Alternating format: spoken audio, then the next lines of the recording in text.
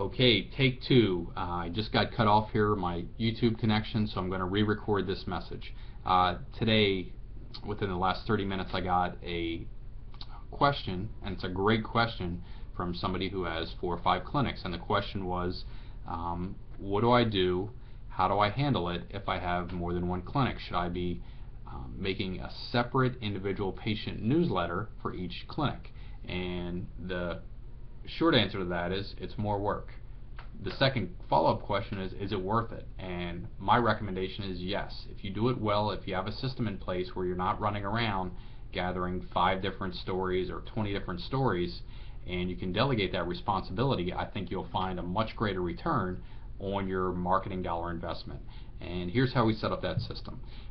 One, in every patient newsletter, as we coach, we encourage relevant content. So that's something about PT. Now, the mistake that most physical therapists make in their patient newsletter is it's 100% relevant content. So it's all about sciatica, it's all about stenosis, it's all about disc herniations, it's all about piriformis syndrome, and it's not about anything else. Well, as you know, if you've done our killer newsletter courses, the second component of that is semi-relevant information. And with semi-relevant information, what we're talking about is acknowledging patients, right? So it's a little bit about PT, a little bit relationship building with the patients. So we're recognizing them for referring other patients. We're recognizing them for having a compelling story or overcoming a great obstacle of time, money, and distance. Maybe it's somebody like one time we had a referral from Wisconsin, right? We're here in central Pennsylvania, and it was a patient that moved from here to Wisconsin and referred his brother who lived an hour away to us, right? Pretty cool, compelling story. So could be that. Could be a patient testimonial. So if you're doing a piece on sciatica, you go back and you pull your most compelling story, your most thorough testimonial from the last 3 months or 6 months, whatever it is. Now, again, if you're the private practice owner and you have 20 offices, or you're the marketing director and you have 20 offices, it can be quite cumbersome and a lot of work to go around and collect 20 stories.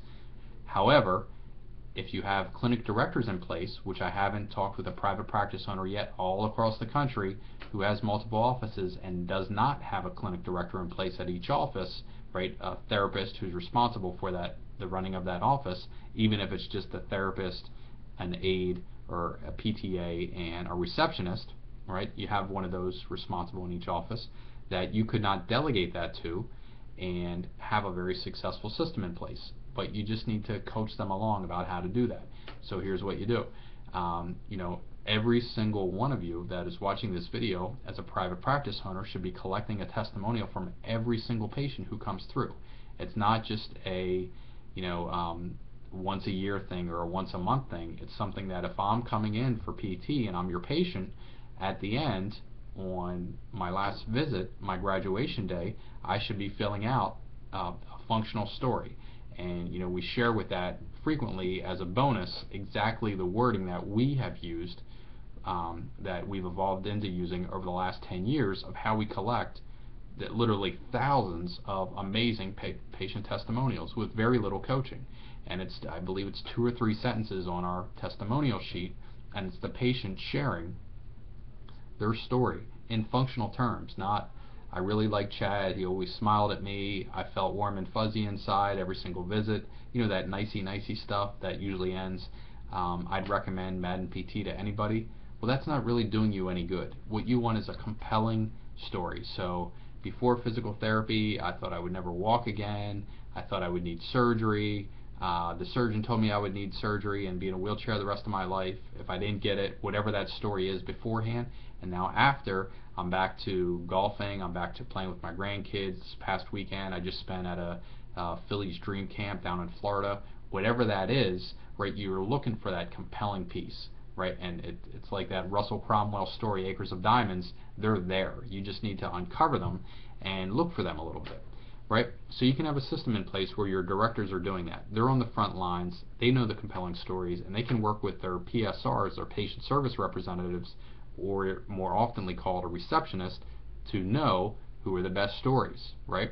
So that's your semi-relevant content. Now your irrelevant content is strictly relationship building between your staff or the staff at the office and the patients that you're mailing to. Well, if we have two different offices, and Office A is in, let's say, well, here we'll use the example that I'm in right now. Office A is in Harrisburg, right? Office B is 18 miles away in Mechanicsburg. The patients in Harrisburg that we're mailing to probably don't care a whole lot about what's going on in Mechanicsburg. They may, but not a lot of them, right? And the patients in Mechanicsburg don't really care what's going on with the staff in Harrisburg, right? Again, they may, but likely not. Okay, so and the ones that do, at least in our example, are because at one point we were one company, and that's a very rare scenario, at least with the other private practice owners that I've talked with. Now, getting back to the point, it's when we're it's much more effective for Mike over in Mechanicsburg to build relationships directly with his patients, and the same exact thing here. So me and our staff, right, we want to build the staff that are in this office right here, the 7 PTs, DPTs that we have here, and our patients, we want to build relationships with people that are in this building. Mike, with he and the therapist that he is working with them, he wants to build the relationship between his 7 staff and the patients that they see there over in Mechanicsburg. So really quick, you want to divide that. Now, you want a quick and easy system of how you can develop and generate irrelevant content. Well, we share that in, again, the patient newsletter course, but the irrelevant content is basically, what are we doing? So when we're not in the office, what are we doing? We have families, we have hobbies, we have causes that we're involved with, and we just want to probe into that story a little bit. If I'm the CEO or the marketing director of a company with 20 different offices, basically I'm handing a sheet every month of here's my 20 questions or my 10 questions, whatever it is, and I can basically do a Q&A, right? So it's what am I doing when I'm not a PT? What am I doing when I'm not a receptionist? What do you do? What do you like to do most often when you're outside of work? How did you get started with that? How long have you been doing that? Why do you like to do it? Who else do you do it with? And there are a ton of questions, and you're going to hit on a few key threads there. You can send more questions, have the therapist or have the staff member answer those questions, right? I love to do 5K races that raise money for, or that raise money.